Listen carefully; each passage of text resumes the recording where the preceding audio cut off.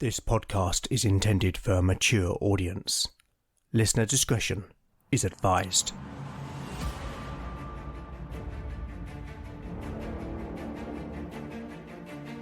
Welcome back to Legend of the Bones. Following in the footsteps of giants, Legend of the Bones is a chimera, a mix of old-school tabletop RPG and dark fantasy storytelling.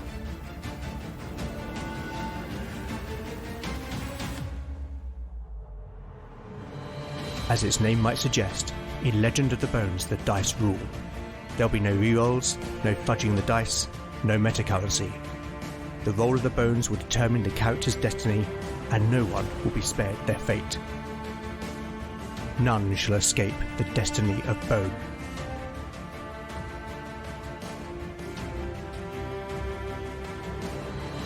Last time on Legend of the Bones. In the wake of their battle with the zombies, and Lena's ascension to a true cleric, the party found themselves in a large natural cavern, which was part of a broader cave system.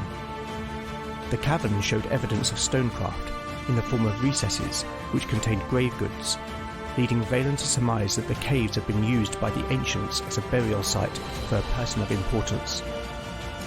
Further exploration of the cavern uncovered a doorway with a richly carved relief, and 6 animated skeletons standing guard. A fight ensued, in which Lena drove off some of the skeletons with the power of her faith, before Valen and Torsten were lightly injured. After the battle, Valen inspected the relief, which gave clues as to who was interred in the barrow, a king whose reign was marred by violence, greed and pestilence, before they were overthrown and killed. The doorway also had a riddle carved into the stone, and when Valen gave the answer of death, the ancient door began to open.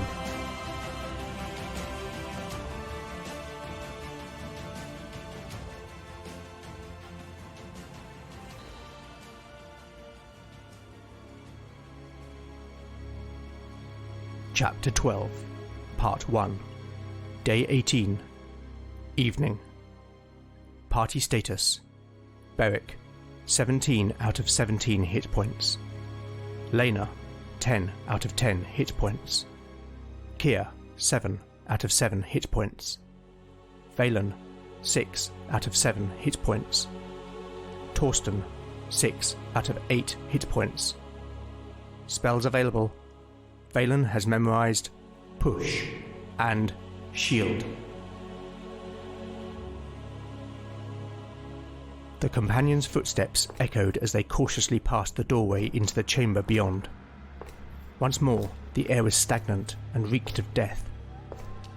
It was immediately apparent that this chamber, like the previous one, was a modified cave, though the stonecraft was far more extensive.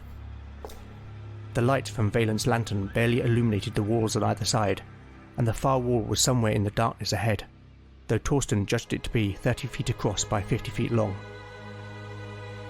Lena slung her shield behind her and retrieved another lantern from her backpack. The additional light allowed the companions to see that the walls and ceiling had been worked flat, though not perfectly so, and the floor had been paved with blue-grey asymmetrical flagstones of various sizes. Running parallel on either side of the chamber were pairs of pillars that had been finely worked with intricate patterns and stylized birds, serpents and other beasts. And inset in the walls spaced between the pillars were what looked like stone portals. The stonework framing the portals were carved similarly to the pillars, and from their position just beyond the threshold they could see 2 on either side, though there could have been more. "What is this place?" Beric asked of no one in particular. "Whatever it is, this stonecraft is fine, by human standards at any rate," Torsten offered. "I believe it is a crypt.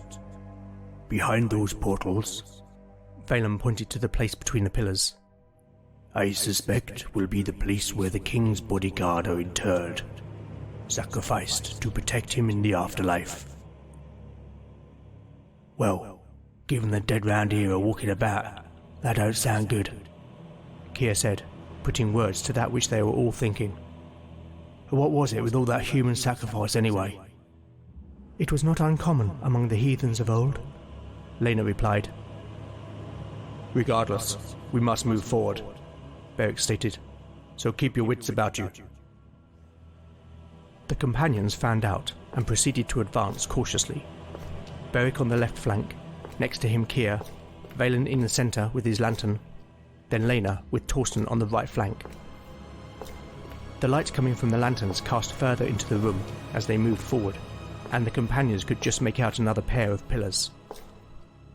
As they drew near the first pillars, the quality of the stonecraft became all the more apparent. The designs were of complex swirling and interlocking patterns, like ropes tied in knots, and occasionally terminating in the head of a serpent or bird. Elsewhere, the patterns gave way to carvings that were more pictorial, including figures and beasts. Valen moved to inspect the nearest pillar more closely, and as he did so, he felt unseen power emanating from the relief. Wait.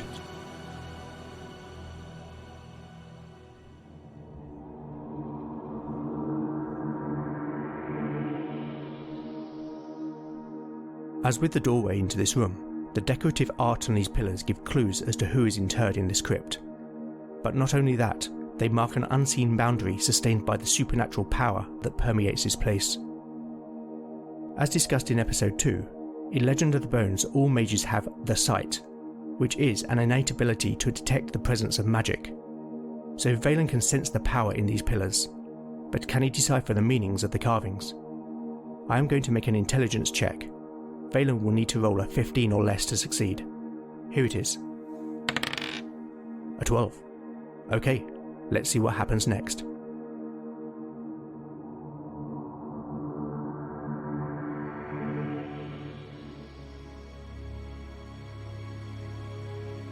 The companions looked expectantly towards Valen, who was scrutinising the pillar and muttering to himself, as was his habit to do when he was deep in thought. After a minute or so, the mage turned to face the others. These pillars are beacons of energy. I can sense it. Valen gestured towards the 6 pillars which were now visible. I believe they form some unseen boundary, which when crossed will trigger those portals to open. The mage nodded at the nearest portal. How is it that you think that? Beric asked. Because the relief on this pillar suggests that the people in this crypt have indeed been put here to guard the king, but not to protect him in the afterlife, as I said earlier, but to protect him in undeath. Valen's final word hung in the air as the companions looked at each other. Well then, said Beric, breaking the silence. At least we now know what we face. Stay tight. Valen, you are the least protected, so stay in the middle. The companions came together, Beric and Torsten in the front, then behind them Kier on the left, Valen in the centre holding both lanterns, and Lena on the right. And so they advanced past the first pair of pillars. The moment Beric's boots crossed the invisible threshold, there was a rumbling, and the sound of stone rubbing on stone. Beric looked towards the nearest portal, and though expected, the big man felt his stomach turn as the huge slab fell forward and slammed on the flagstones. One by one, 7 more stone slabs could be heard smashing on the floor. Beric's hand felt wet as he gripped the hilt of his sword. Behind him, he could hear the creak of yew as Kier drew back his bow, and Lena's voice whispering a prayer. Let them come, Torsten said defiantly. And at that moment, 8 gangly figures emerged from the portals. Their bodies were withered and shriveled, not unlike the zombies the companions had encountered earlier, but their movements were fluid and natural, and the flesh of these creatures was clearly ancient, as if mummified by the passage of time. Over their tattered clothes, they wore shirts of dull bronze scales, and in their claw-like hands they held leaf-shaped swords of bronze. A few still had the wispy remnants of hair and beards, which poked out from beneath the bronze helmets upon their heads, and in the sunken black pits of their eye sockets was an unnatural light that glowed like blue fire.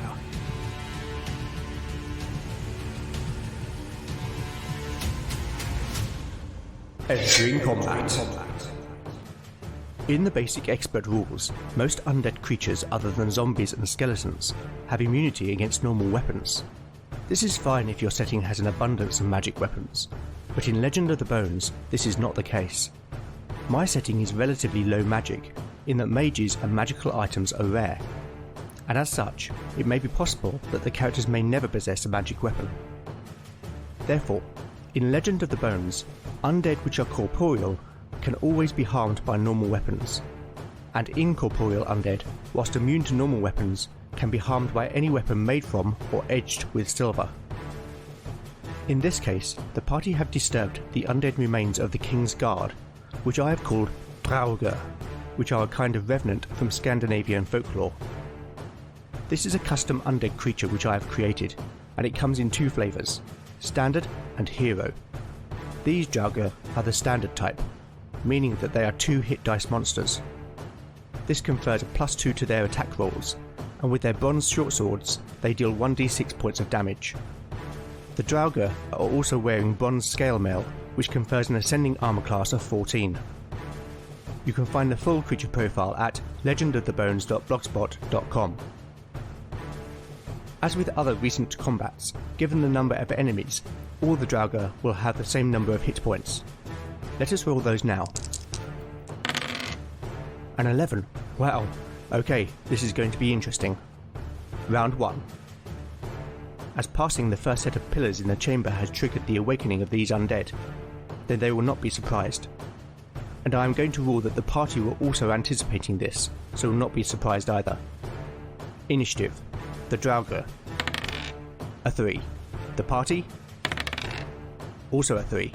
This means all action is simultaneous, and any killed participant will still receive an action. Now, the Draugar are different distances from the party. In pairs they are 10, 20, 30 and 40 feet away respectively, so I'm going to rule that only the first 4 Draugar can engage in melee in the first round. Okay, let's resolve the Draugar's attacks first. Given the party have taken up a formation to protect Valen, everyone but the mage will be a potential target, so I will randomly roll to see who each Draugar attacks. The first Draugar will attack Beric. With its attack bonus, it needs a 13 or more to hit. Nat 20! How many 20s does this die roll? Beric is not having a good time of it recently. Okay, so here is the additional damage roll. A 3. So Beric takes 9 points of damage as the Draugar's short sword pierces the male and stabs him in the abdomen, miraculously missing his vital organs. The second Draugar will attack Torsten. It will need to roll a 13 or more to hit the dwarf. A 3. Torsten easily dodges the blade. The third Draugar will attack. Oh no, it's Beric again.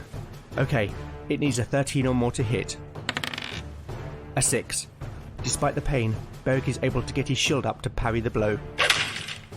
The fourth Draugar will attack Lena. The Draugar will need to roll a 13 or more to hit the cleric.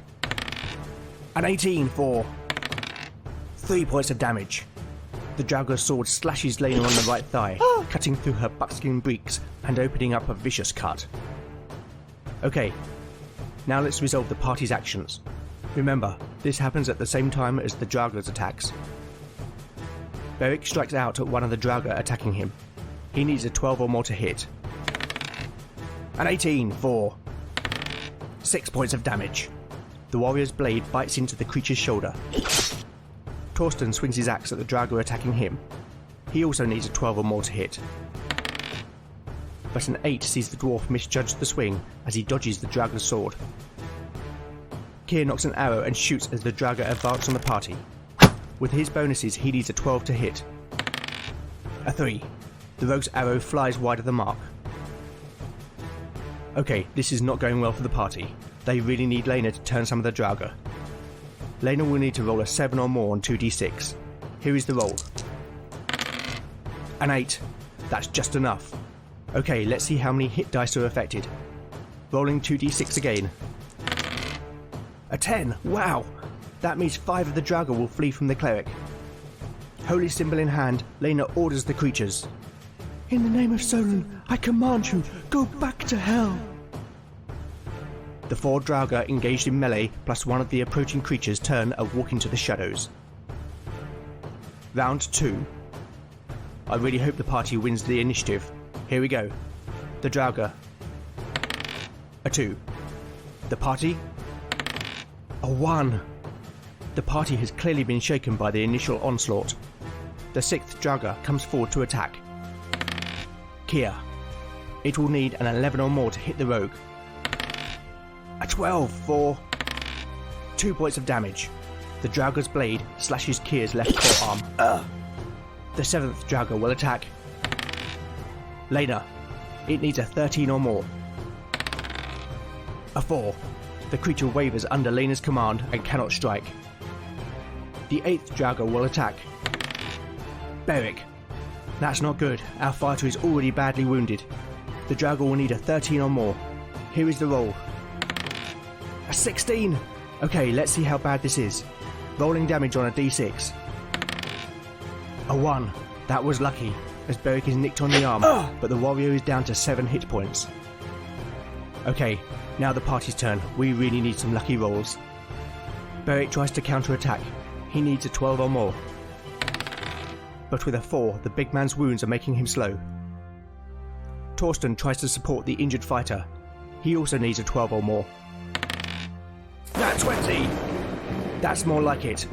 Roll in Torsten's additional damage die. A 3, making 11 points of damage in total. Torsten's axe cleaves the Draugr's head, and the thing falls to the floor. Kia drops his bow and draws his short sword. He needs a 14 or more. But with a 7, the rogue can't unsheath his blade quickly enough. Right, we need Leda to do her thing again. The cleric needs to roll a 7 or more on 2d6 to turn the Draugr. A 12. Let's see how many hit dice are affected. A 6. That is enough. The remaining Draugr flee from the power of Leda's faith.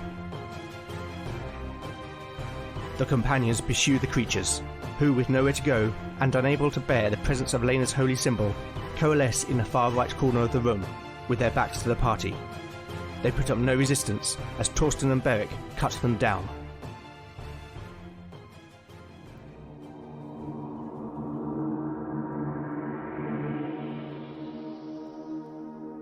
Well, whilst not disastrous, that did not go brilliantly for the party. With that fight and the previous battle with the skeletons, every member of the party is now injured. At this point, I think I have to put my player hat on, because at the end of the day, this is a game. The party will be pretty sure that this is not the last fight that they must face, and with their fighter badly injured, I think that they would decide to haul up somewhere to rest for the night. After exploring the rest of the chamber, they find a stone portal in the far wall, but decide to leave that for now. So after checking the bodies and graves of the Draugr for anything valuable, they will retreat back to the mine where the miners have broken through into the small cavern. Okay, so let's talk about treasure. But before we find out what the party have found, I should mention that I have applied some house rules to money and treasure. Firstly, with regard to coinage, there are no platinum or electrum coins in Legend of the Bones. Coins come in copper, silver and gold, and the random amounts found are 10% of those listed in the basic expert rules. This is because I have adjusted the economy of my game world to be centered around silver rather than gold, as I feel this makes a more realistic setting. Secondly, as previously mentioned, magic items are rare in my game world, and as such, the only randomly rolled magic items will be scrolls and potions, and the chance of these being found will never be more than 10%. Other magic items like weapons and armour will only appear by intentional design. If you are interested, you can find all of my house rules regarding treasure at legendofthebones.blogspot.com. Okay, let's see what the party have found among the bodies and graves. Firstly, the party will take 2 of the bronze short swords, which are worth 8 gold pieces each. The basic expert rules give each monster a treasure type, basically a category that determines how much treasure may be found. The Draugr are treasure type E, so let's roll to see what they find. There is a 5% chance of copper pieces. Here is the roll on a D100. A 42, so no copper. A 30% chance of silver. A 67, so nothing. And a 25% chance of gold. 84. Okay, so no coins whatsoever. There is also a 10% chance of gems. 33. No gems. This isn't going well. Okay, there is a 10% chance of 1d4 pieces of jewellery. A 09. That's more like it. Let's see how many. A 1. The basic expert rules state that jewellery is worth 3d6 times 100 gold pieces, but I am going to change this to 3d6 times 10 gold, as this fits better with my game world. Here is the roll. Okay, it's worth 80 gold pieces. I think this will be a gold arm ring. Finally, there is a 10% chance of 3 magic items, plus a scroll, but as per my earlier explanation, this will be 1 potion and 1 scroll. A 07, wow, I wasn't expecting that. Okay, I'll come to the scroll later, but let's see what kind of potion it is. The basic expert rules have 2 random tables for potions, one for characters up to level 3, which only contains 8 types of potion, and one for characters of level 4 and greater, which has 26 different potions. It doesn't make sense to me that a character's level would have any effect on what potion might be found, so therefore I am going to use the larger table. Here is the roll. A 61. Let's see. Okay, wow, that is a stroke of luck, but can Valen identify it? I am going to allow Valen to try and identify the potion by making an intelligence check. As he is not in a laboratory, I am going to apply a -2 penalty to the roll, meaning that Valen will need to roll a 13 or less to succeed. Here it is. A 3. Valen correctly identifies this as a potion of healing. Valen gives the potion to Beric, who drinks it, restoring 6 + 1 hit points. That could not have come at a better time, and I would happily trade all the coins for that potion. So with that out of the way, it's time to roll for encounters through the night. I am going to make a roll for every 2 hours, and assuming that the party rests for 10 hours, that will be 5 rolls, 1 for each watch. The order of the watches will be as follows: Valen, Beric, Kia, Torsten, and finally Lena. The humans will not light their lantern unless they hear something. As the party are not moving, only a roll of 1 on a d6 will indicate an encounter. Here we go. First watch. 6. Second watch. 3. Third watch. Another 3. Fourth watch. 2. Fifth watch. A 4. Okay, so thankfully the night passes without event. In the morning, everyone recovers 1 hit point, and Lena also prays for Beric to be healed. The cleric needs to pass a wisdom check to receive the miracle, meaning that she needs to roll a 17 or less on a d20. Here it is. A 9. Beric is healed for 5 hit points, taking the fighter back to full health. Okay, let's get back to the story.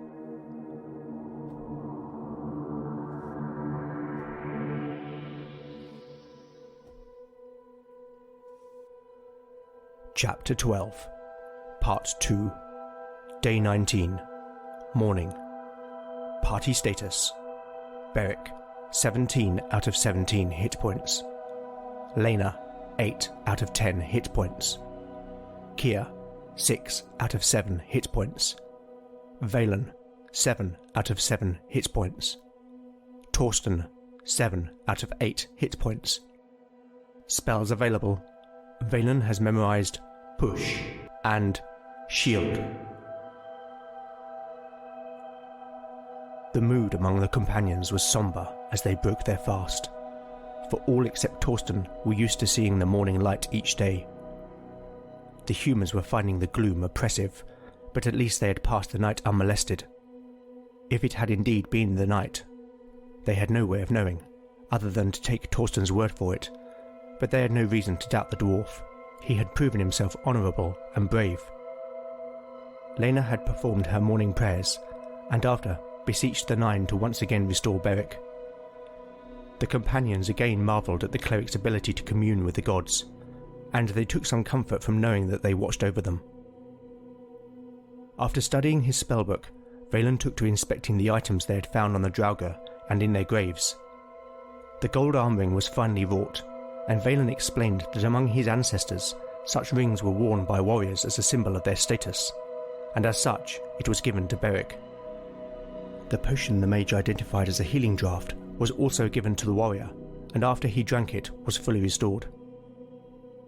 Finally, the mage delicately unravelled the scroll which had been found in one of the graves. The scroll was ancient, and the papyrus crackled as Valen unravelled it. The script was written in the same similar language to Valen's native tongue, and by someone skilled in the use of the quill. After some time, the mage described its contents to the others. It would seem that this was written by one of the king's inner circle. They likely became one of those creatures we encountered, as it appears to be an attempt to unburden their conscience. Valen began. It tells how the king, whose name was Vortigern, rose to power and defeated the other warlords to conquer the peninsula. The man writes how Vortigern was a petty ruler, whose ambition could not be matched by his power. That was until 5 jewels were found here in the Twin Hills, and the king had them fashioned into a crown. That seems consistent with the relief around the doorway, Lena interjected. Indeed, Valen agreed before continuing. The man writes how Vortigern began as a weak and jealous ruler, but once the jeweled crown was upon his head, he was bestowed with a great strength, and the king became a cruel tyrant, delighting in the killing of his enemies and the torture and butchery of innocents. So the crown bestows an unnatural strength? Beric said. Yes, the mage confirmed. But the word for strength, krefter, could also mean power. The account continues to tell of Vortigern's lust for power, land and wealth, and how he subdued all the land, but for one rival, Heriak. Vortigern was jealous of Heriak, for his rival's wife, Yvain, was a great beauty, and Vortigern lusted after her. Vortigern used the power of the crown to defeat Heriak, rape Yvain, and force her to marry him. Kia cursed, though Valen ignored the rogue's interruption. But Heriak's son, Derwin, led a rebellion to avenge his father. A great battle followed, and Vortigern was killed by Derwin. The crown was broken, and the jewels entrusted to the keeping of 5 seers, so that they may never be brought together again. Valen looked back at the scroll. After, Vortigern's body was stolen away by those fanatically loyal to him, and placed in this tomb. 8 were chosen to be buried alive in the crypt, and the doorway to be sealed in a ritual sanctified with human sacrifice. There was silence for a few moments as the companions absorbed the account. Finally, Lena spoke. And who were these seers?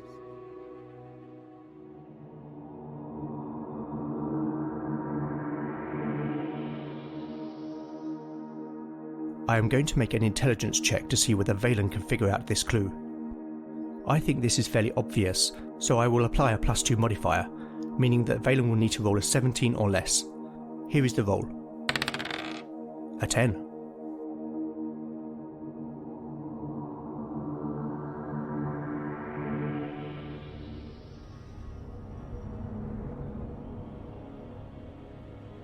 Valen looked at Lena as he considered the question. The word translates as those who see, so I believe this refers to mages, he said. There was a sudden spark of comprehension on Valen's face as the realization dawned on him. The amulet, he said in revelation. My master's amulet.